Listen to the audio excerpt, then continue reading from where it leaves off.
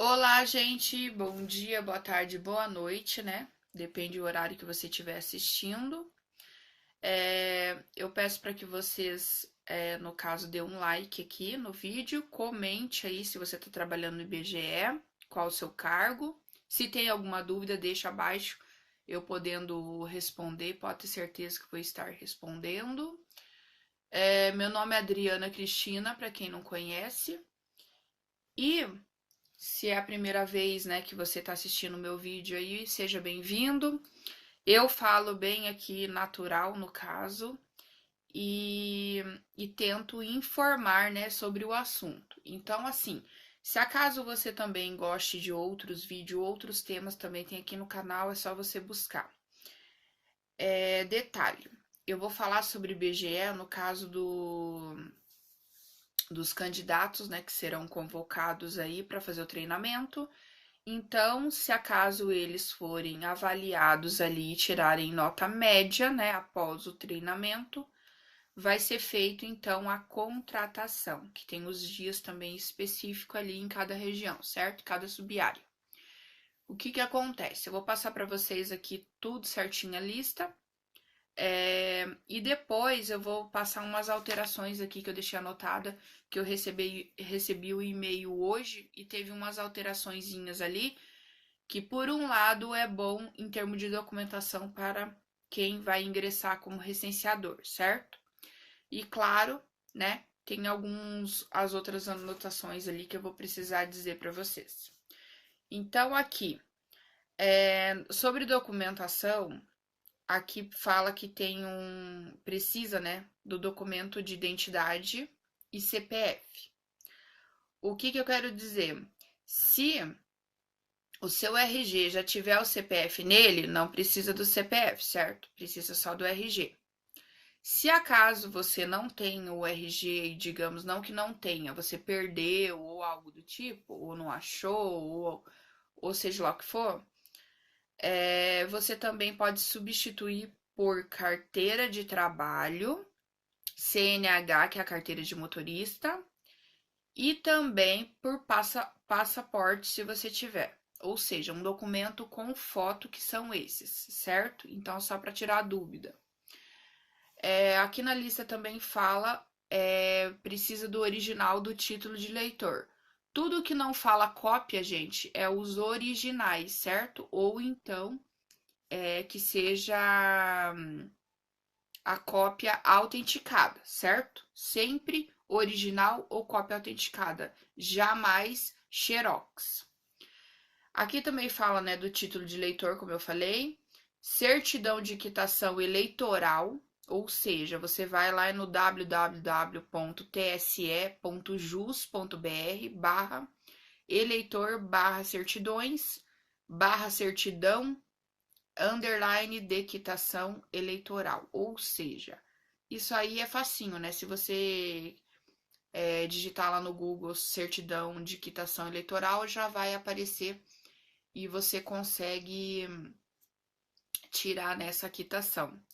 Também, no caso, no dia que for feita a convocação para a contratação, aí já acontece também da gente mandar esse checklist aí para todo mundo, né? Via o WhatsApp que tá usando agora no IBGE, né? O WhatsApp e também o e-mail. Então daí não vai ter problema nenhum. Você pode estar conferindo tudo a listinha certinho, mas qualquer coisa eu vou ver se eu consigo deixar abaixo aqui também é, o link, né? Dos documentos. Também o certificado de reservista, né? Para os homens alistamento militar, constando a dispensa de serviço militar obrigatório, ou seja, aqueles que têm 18 anos, né? Tem que ter isso, ou acima, né? Outro documento hábil para comprovar que tenha cumprido ou dele tenha sido liberado, se candidato do sexo masculino, como eu já tinha falado.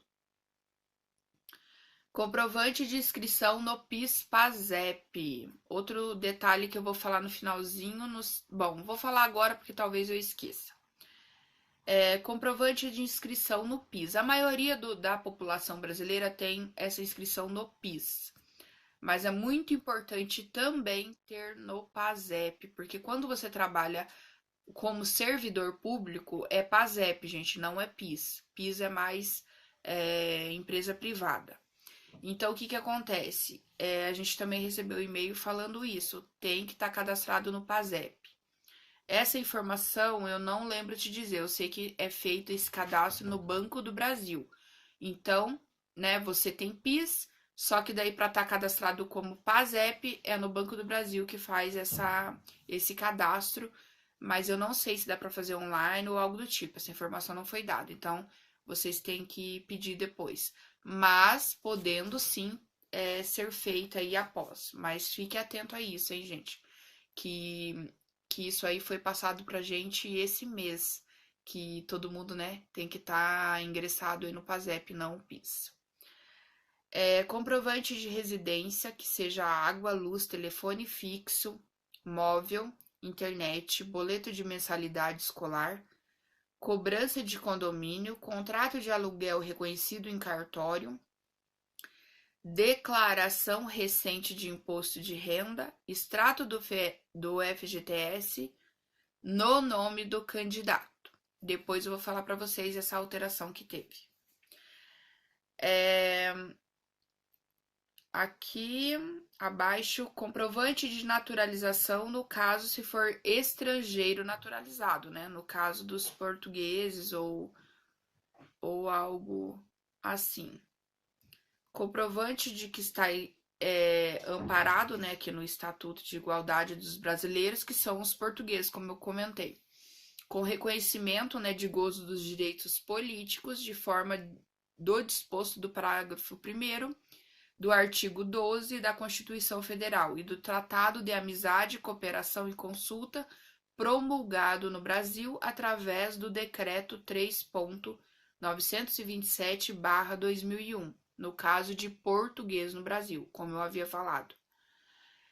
Cópia assinada na declaração de bens e rendimentos do ano base imediatamente anterior apresentada à Secretaria da Receita Federal ou declaração de isento, ou seja, no meu caso, depende o ano, eu preciso fazer a minha declaração de renda, certo? Aí, então eu daria do ano passado. Se no caso, que nem esse ano passado, eu não precisei, no caso, fazer meu imposto de renda, então eu faço essa declaração de isento, certo? Quando for o caso, ou seja, o IBGE fornece a declaração de isento, se necessário. Então, assim, se acaso você não tiver acesso, não precisa se preocupar, né, com a declaração de isento, que lá no próprio sistema já é feito essa declaração de isento, certo? Então, não precisa imprimir cópia, inclusive eu tinha imprimido e não precisou daí no caso, certo? Porque o IBGE quer, né, cada vez mais que seja digitalizado os documentos, certo? Não quer papel para ficar armazenando. Outro detalhe aqui. Vamos ver. Comprovante de escolaridade. Então, vocês sabem que o edital exige o quê? O ensino médio. No caso dos licenciadores aqui, agora, ensino fundamental completo, certo? Então, é isso que você tem que levar lá. Se você foi. Detalhe: exigia o ensino fundamental completo. Só que, lembra que era prova de títulos? Algo assim que estava falando? Então, quer dizer o quê? A pontuação condizia com o que você inscreveu lá no site, certo? Se você falou que era fundamental completo, você ia ter uma pontuação, que agora eu já esqueci, mas já fui falado, acho que no outro vídeo. Se você, no caso, tem ensino médio completo, também era outra pontuação, acho que era 5. Se você, no caso, tem superior completo, era 10. E se você tivesse superior incompleto, também tinha, acho que era 7, se eu não me engano. alguma coisa assim. Eu sei que superior completo era 10. E mestrado, doutorado é a mesma coisa. Superior é como se fosse só superior, então é 10. Então, assim, varia, se eu não me engano, de 2 pontos, né? Até 10, que eu já esqueci, porque, né, eu tinha anotado, mas já acabei esquecendo. Isso aí, no caso, porque era mais para quem fosse fazer o PSS complementar. Mas esse é o detalhe. Se você colocou lá fundamental completo, você tem que levar o do fundamental. Se você falou que era ensino médio completo, você tem que levar o ensino médio. E se é superior, você tem que levar o seu diploma de superior, só para esclarecer. Aqui no caso, inclusive, né, aqui pede que o ensino esteja atestando a conclusão do seu curso exigido, né, de acordo com a sua função e área conhecida e escolhida pelo candidato, ou seja, foi aquilo que você colocou lá. O atestado de sanidade física e mental emitido por um médico de qualquer especialidade, há no máximo 12 meses anteriores à data do início do período de inscrição, comprovando capacidade para o exercício das atribuições e as exigências descrita no anexo do edital. Então, por isso aquela importância do que eu falei no vídeo anterior. Se você não entendeu sobre esse atestado, vá lá no vídeo anterior que eu explico certinho. Também uma foto 3x4, somente uma foto, gente, porque isso aí na contratação vai ser para o crachá, certo? Como eu mostrei no outro vídeo também lá do meu crachá, que coloca no jaleco, certo? É exatamente daquele jeito. Comprovante bancário como titular de conta corrente. Lembrando também exatamente essa informação, depois eu vou estar falando ali. Deixa eu até olhar aqui. Se tá fácil para mim não esquecer daí, né? Deixa eu ver que eu anotei. Aqui, gente, já vou falar para depois eu não esquecer. A conta corrente, né, ela tem que ser, claro, no titular, que é você que é candidato. Não pode ser. Não pode ser outro tipo de conta, certo? Poupança ou algo assim, porque nem conta salário, porque no caso ela vai dar errado lá, né, de alguma forma. Então, o que que acontece? Pode ser uma conta corrente ou então que tenha ordem bancária para saque. Sendo titular, né, você tem que apresentar o extrato bancário para mostrar esses dados aí certinho da conta. Ou então algo, né, como um print, alguma coisa assim, que prove lá certinho. Mas é bom que seja impresso, viu, gente? Tire um extrato que é a melhor coisa para poder isso aí ficar lá anexado. Nesse caso aí é muito importante. Vamos voltar ali, né? Que eu vou voltar no outro checklist agora. Então, aqui eu falei sobre a documentação. Daí, deixa eu agora entrar aqui.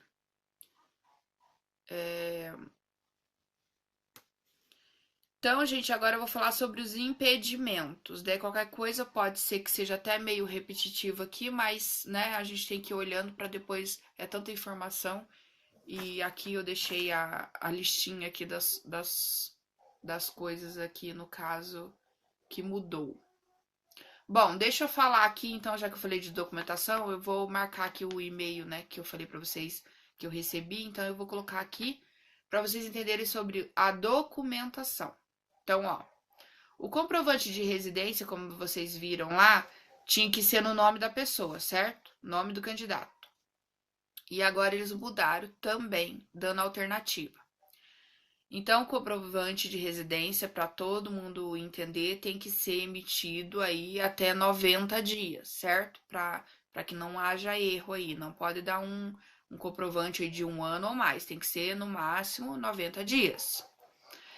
Então, para quem mora com os pais ou cônjuge, pode fazer uma declaração simples assinada pelos pais ou cônjuge, atestando a residência do candidato. acompanhado de documentação que comprove a filiação, né, sendo filho ou parente, ou então o casamento ou a união estável. E o comprovante de residência desta pessoa. Então, você tá entendendo, ó? Mais uma alternativa aí para você que tava sendo difícil aí, talvez, esse quesito, né, que era o comprovante de residência. Então, tem essa novidade aí, né, e essa alteração aqui que é boa. Então, você pode, se você mora com seus pais, você faz uma declaração simples assinada pelos pais, né? Pega o comprovante de residência, anexa junto e também anexa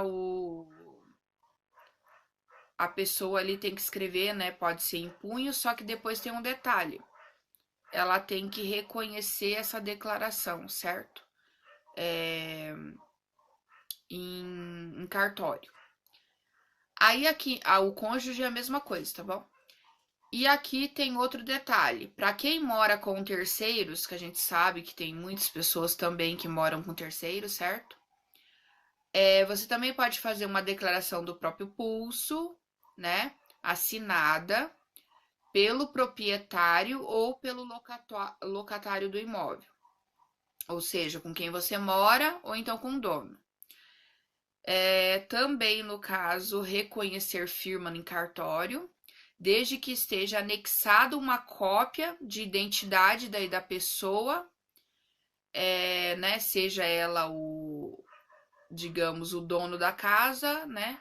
Ou então essa pessoa que você mora, então ela é locatária, então tem que ser um documento dela de identidade também, entendeu?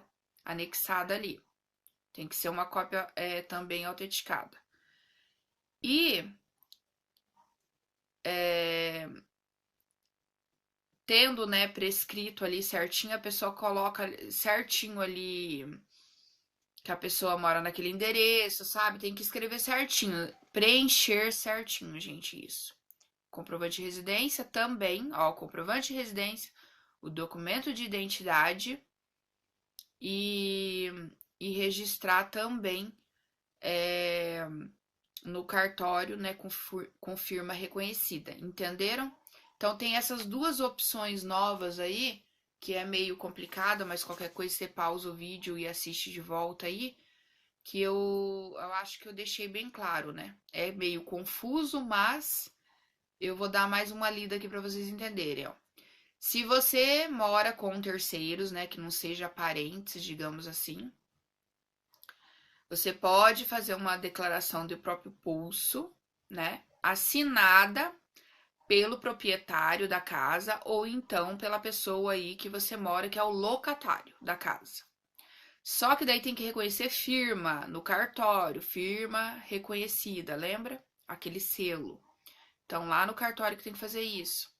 Só que tem que estar anexado junto uma cópia da identidade da pessoa, sendo ela ou o locatário, que é a pessoa que você mora, ou então sendo o dono, né, o proprietário. Desde que a diferença aqui é o quê? Que o locatário vai ter o documento ali que é o contrato de aluguel e o dono da casa ele vai ser o dono do imóvel. Então, assim, a diferença é essa, entendeu? Espero que eu tenha feito aí entender. E aí, no caso, né, colocando o endereço, o nome, tudo certinho ali quando você fizer essa declaração, entendeu? E anexar também o comprovante de residência no nome dessa pessoa, ok? Então, acho que eu fiz me entender, certo? Então, é isso. Acho que sobre os documentos, vamos ver. Era essa novidade que tinha? Era essa novidade. E sobre a conta corrente, né, a novidade é que se a conta ela tiver a ordem bancária para saque, ela também pode ser, entendeu? Eu não sei te dizer, explicar certinho quais os bancos que fazem isso, que eu não faço ideia, gente. Mas é uma novidade aí também que eles puseram, que se o banco tem ordem bancária para saque, pode ser. Então eles colocaram junto isso, conta corrente ou ordem bancária para saque. Então, eu não sei te explicar sobre isso. Se eu estiver falando alguma coisa aqui, eu vou falar bobagem. Então, eu só posso falar o que foi passado ali sobre o e-mail, certo? Deve ser bancos novos digitais, né, que tem essa função. Outro detalhe aqui, vamos ver. Agora vamos falar sobre os impedimentos. Então, vou falar sobre os impedimentos aqui do que já tinha, né, em anexo, e depois eu vou falar o complementar aqui que eles puseram aí no e-mail. Então, aqui sobre os impedimentos fala, atenção, o enquadramento em qualquer uma das situações abaixo implicará sua desclassificação imediata. Alertamos também que informações omitidas ou incorretas acarretarão cancelamento do contrato e abertura de processo administrativo e criminal contra o candidato. As condições que impedem a contratação são: exerce cargo, emprego ou função em autarquias, fundações públicas, empresas públicas, sociedades de economia mista, da União, do Distrito Federal, dos estados, dos territórios, dos municípios, mesmo que licenciado a qualquer título, é servidor público, aposentado, aposentado de empresa pública, sociedade de economia mista e pelo INSS, não estão impedidos. Foi contratado com fundamentos no disposto da Lei 8.745/1993, antes de decorrido o prazo de 24 meses, contado na data do encerramento do seu contrato anterior, é estrangeiro não naturalizado, é de nacionalidade portuguesa, salvo se estiver amparado pelo Estatuto de Igualdade entre Brasileiros e Portugueses, com reconhecimento, né, no gozo dos direitos políticos, na forma do disposto artigo 13 do Decreto número 70.436, de 18/4/72. É militar na ativa, reformado ou na reserva nas polícias, dos corpos de bombeiros ou das forças armadas. Só ressaltando aqui que vocês viram ali que eles puseram junto ali com o impedimento, mas está querendo dizer que o servidor público aposentado, seja de empresa pública, sociedade, ele não está impedido, hein? Vocês viram que eu li o final ali. Então, aqui, militar na ativa, reformado, na reserva da polícia, corpo bombeiro e força armada, né? Não pode.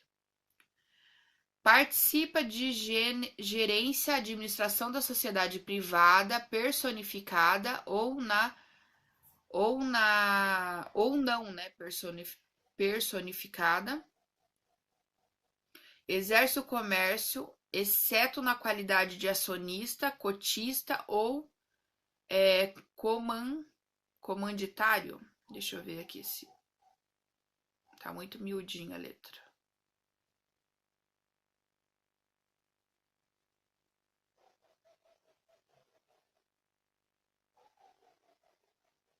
Fugiu o negócio. Gente, comanditário. Fugiu, tá tão pequenininho. A caracterização do exercício de gerência ou administração da sociedade privada exige que a sociedade privada, personificada ou não, esteja em atividade, ainda que irregularmente, e que exista atividade efetiva, direta, habitual e com poder de mando de servidor como gerente ou administrador. Não se considera exercício de gerência ou administração de sociedade privada a participação em sociedade privada, personificada ou não, na qualidade de acionista, cotista, comanditário, a participação em fundação, cooperativa ou associação. A inscrição do servidor no Cadastro Nacional de Pessoas Jurídicas, que é o CNPJ, e a mera indicação de servidor como sócio administrador em contrato social.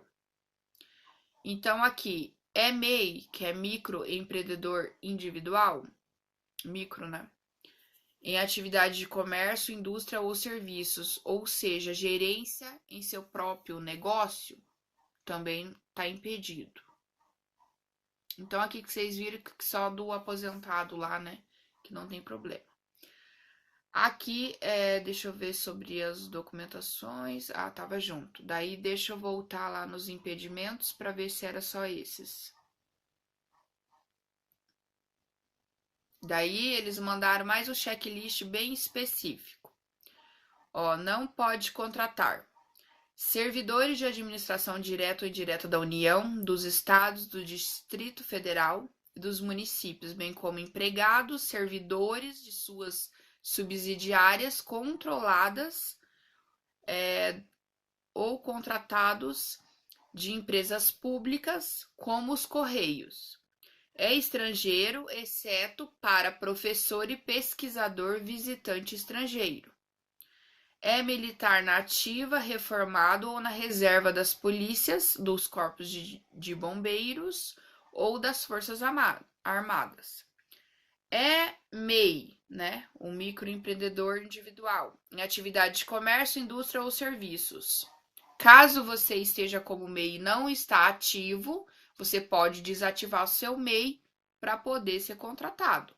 Mas isso tem que ser bem minucioso, tem que ver certinho. Ouvi comentário, gente, mas não posso afirmar que teve pessoas que diz que fechou o MEI em um dia.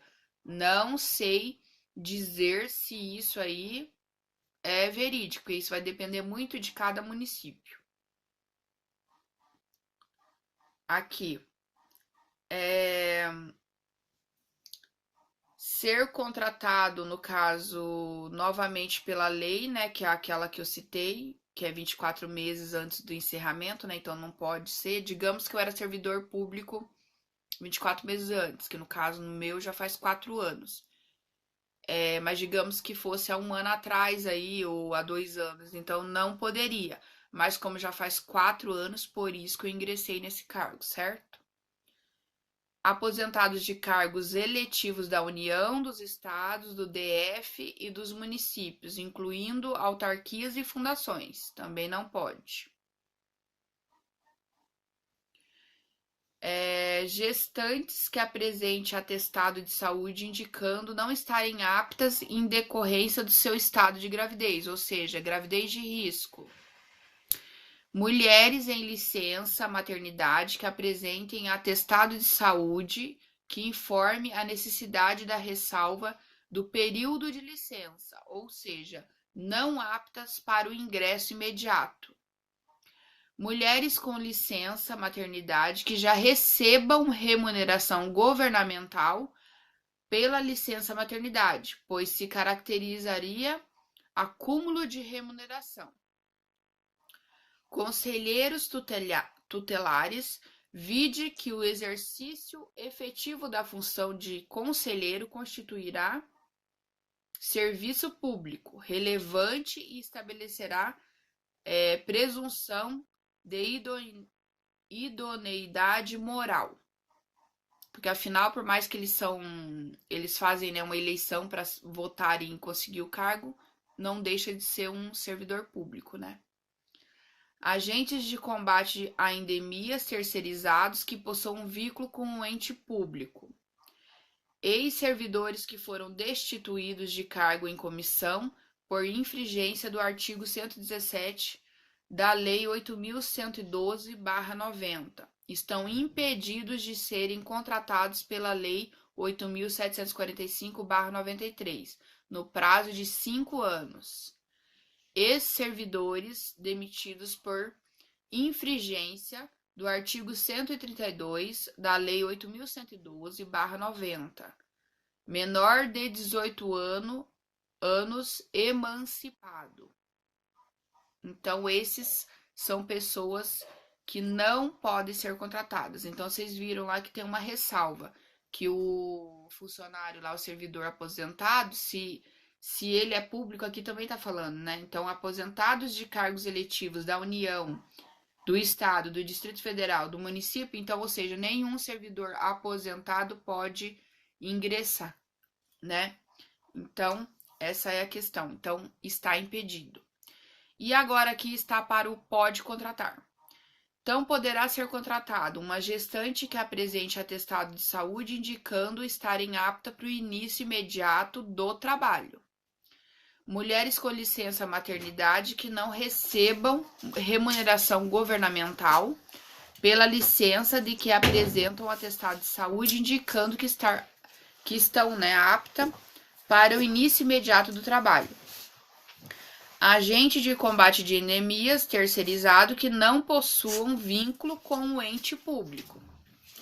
Professor substituto nas instituições federais de ensino desde que o contratado não ocupe cargo efetivo, integrante das carreiras de magistério e apresente cargo horário compatível. Ou seja, sabemos que professores têm várias grades, né? Se a grade dele compete com o cargo que ele vai atuar, que é o mínimo lá que o licenciador precisa fazer semanalmente, então ok.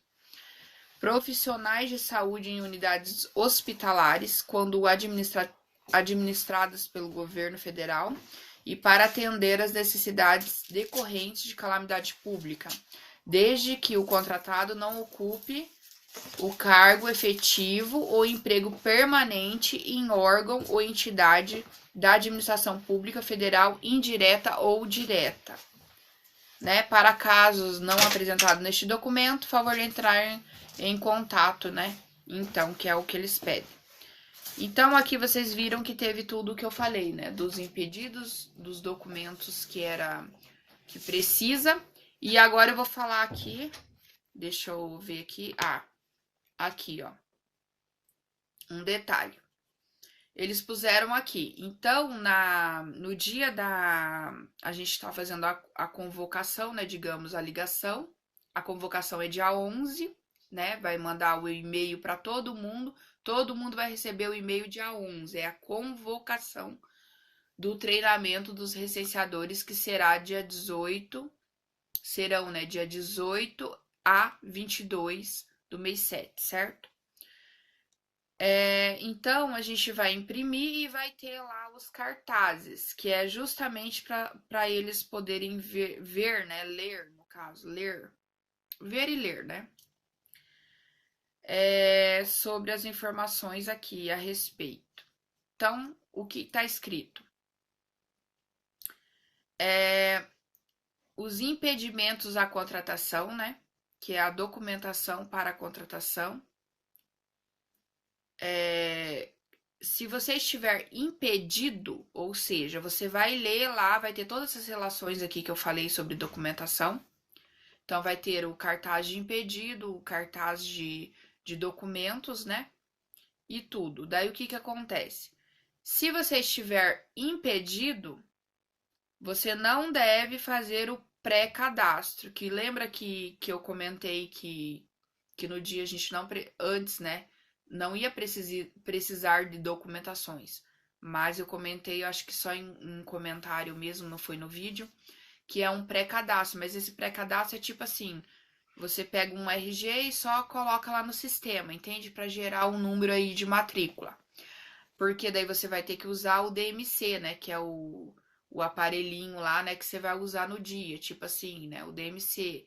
Aí você vai ter que usar, porque a tua prova também vai estar feita lá como o seu número de matrícula. Daí o que acontece? No final, joga-se para o sistema e aparece a avaliação de todo mundo.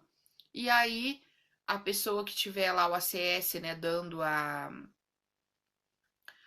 o treinamento, ele vai poder falar de cada um as notas e quem foi reprovado, digamos assim, certo? Porque quem for reprovado não será contratado. E os que tirarem nota média será contratado. Então, se você ler ali no cartaz que vai ter lá em cada local, né? Seja colégio ou seja posto de coleta, você vai poder ver se você está impedido. E aqui mesmo, né, no meu vídeo, se você está assistindo, você vai ver se tem alguma coisa que te impeça de não inserir, digamos assim, no cargo. Então, assim, se você vê que você está impedido, então você não deve fazer o pré-cadastro, certo? No sistema do SAPC, que é esse sistema aí que a gente vai fazer no dia. E também não deve participar do treinamento. Então, é exatamente isso que eu estava falando. Cada candidato que participará do treinamento, ele sim fará esse pré-cadastro, que é já exatamente o que eu estou falando. Esse pré-cadastro é para estar a matrícula tua, para ter tua nota emitida e tudo mais. Então é um pré-cadastro no SAPC, que é esse sistema que a gente usa para a contratação futura, certo?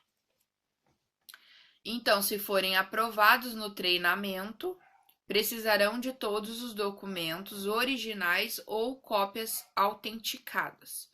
Então, esse e-mail aqui que eu falei para vocês foi que eu recebi sobre esses detalhes aqui, que é para as pessoas ficarem atentas, gente. É que eu tô muito cansada e eu tô comendo aí algumas letras.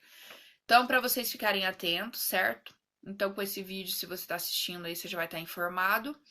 Se tem alguma coisa que te impeça, né? Digamos que você é um MEI aí que não utiliza, corre atrás para tentar, né, desligar. Mas se você é um servidor público que há 2 anos atrás você trabalhou, então você não vai poder estar nesse cargo. E fora os outros detalhes que eu já falei, né? Cada um. Então, por enquanto é isso. Essas foram aí as novidades, como eu falei para vocês, né? Vai ajudar bastante, porque antes, né? Nas outras contratações de ACS, ACM e tal, teve algumas dificuldades que foi justamente aí, né? Sobre comprovante de residência, algumas dúvidas, e a gente viu que tá continuando as dúvidas. Então, o RH teve uma semana aí, essa semana teve lá uma quinta-feira, né? Teve uma reunião com a gente e ontem eles passaram o e-mail e que eu li hoje, né? Sobre essa novidade aqui que já vai ajudar bastante pessoas. Então é isso, gente, sobre documentação, impedimentos, novidades que tinham aí. Espero que eu tenha ajudado você aí que está querendo ingressar como recenseador, né? Logo vai subir um vídeo aí sobre o material aí do recenseador para vocês verem e outros vídeos também que tem a ver com um tema, certo? É assim, né, que eu consigo, eu vou gravando e vou subindo o vídeo aí, certo? Espero ter ajudado em alguma coisa. Digo para vocês aí aquilo que eu sempre digo, né, para mim mesma. Tenha fé, força, coragem para você ingressar aí nessa jornada, fazer parte aí do Censo 2022. Não tenha medo e lembre-se de sempre ter isso contigo, de saber, né, que Deus está olhando por nós. Sempre ore, que o poder da oração ele é muito importante para quando você ingressar nesses lugares difíceis que eu falei no vídeo passado, que é o que acontece, gente, em qualquer município. A gente sabe que existe criminalidade, a gente sabe que existe atos ilícitos, mas a vida da gente segue, né? Sempre aí para frente.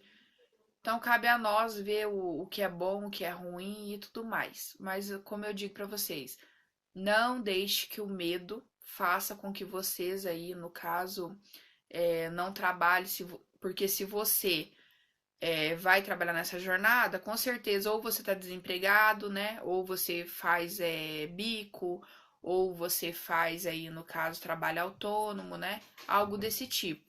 Então a gente sabe, né, que um dinheiro aí a mais com certeza sempre ajuda.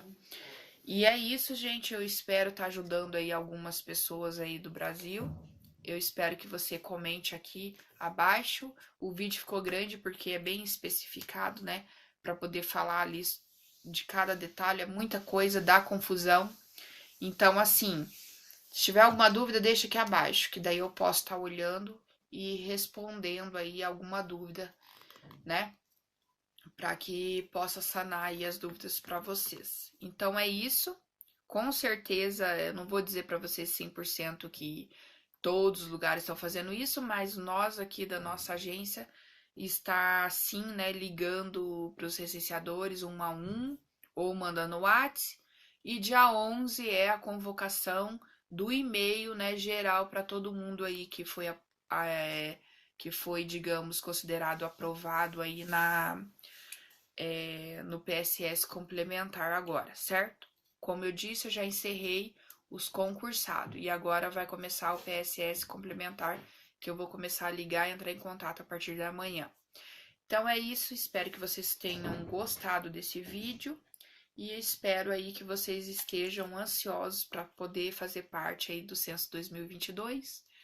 E aquilo que eu falei para vocês, faça o melhor, faça um trajeto, faça uma meta e com certeza aí você vai conseguir sim receber um dinheiro bom pela sua área. Espero que cada um fique satisfeito, né?